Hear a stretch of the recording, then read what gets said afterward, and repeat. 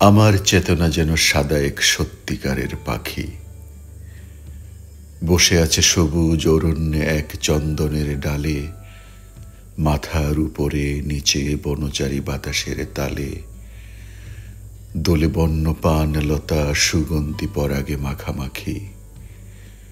হয়ে আছে ঠোঁট তার, আর দুটি চোখের কোটরে কাটা সুপারির রং, পা সবুজ, নখ তীব্র লাল।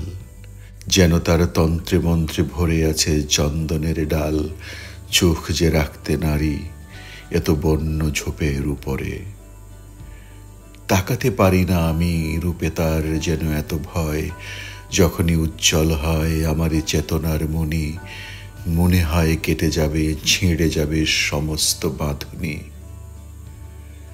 সংসার করতে সমাজ ধর্ম তুচ্ছ হয়ে যাবে লোকালয়।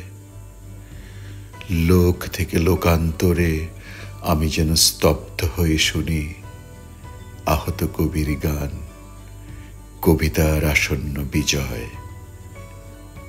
ধন্যবাদ।